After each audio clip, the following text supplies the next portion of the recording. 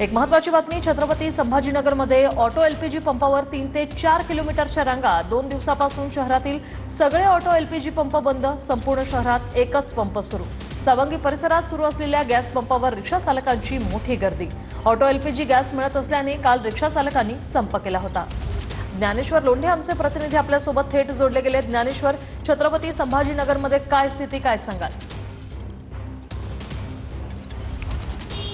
निश्चितच उर्सेल आपण जर बघितलं तर छत्रपती संभाजीनगरमध्ये ऑटो एलपीजी गॅसचा प्रश्न आहे जो अतिशय गंभीर झाला आहे। आता मी छत्रपती संभाजीनगर शहरातील सावंगी परिसरात आहे आणि आपण बघतोय या पंपाच्या बाहेर जे आहे ते अशा पद्धतीनं लांबच लांब रांगा लागल्या आहेत। खरं तर ज्या पंपातून ऑटो बाहेर निघतात, वाहन बाहेर निघतात त्या साईडने मी आहे आणि या बाजूला सुद्धा उलट्या बाजूला सुद्धा 2 किलोमीटरच्या रांगा लागतात। आपण या ठिकाणी पाहतोय अगदी सकाळी 5 वाजल्यापासून जे आहे ते अशा पद्धतीनं हे सगळे ऑटोचे रिक्षा चालक जे आहे ते पंपावर गॅस भरण्यासाठी आलेत। गेल्या काही दिवसापासून जे आहे ते छत्रपती संभाजीनगरमध्ये ऑटो एलपीजी गॅस मिळत नाही, त्यामुळे या सगळ्या सगळ्या रिक्षा चालकावर जे आहे ते उपासमारीची वेळ आली। काल यांनी सुद्धा आंदोलन केलं होतं, चक्काजाम आंदोलन केला होता, संप केला होता आणि त्यानंतर जे आहे ते आज एका पंपावर गॅस उपलब्ध झाला आणि त्या गॅस भरून घेण्यासाठी ही सगळी गर्दी आपण पाहतोय। आपण जर बघितलं तर शहरात जवळपास 25 ते 26 पंप आहेत, मात्र एकाही पंपावर गॅस मिळत नाही। केवळ एकाच पंपावर गॅस आज उपलब्ध झालाय, त्यामुळे जे अशा पद्धतीने 3 ते 4 किलोमीटरच्या लांब रांगा या सावंगी परिसरात नक्कीच धन्यवाद ज्ञानेश्वर, तुम्ही दिलेल्या या माहितीसाठी।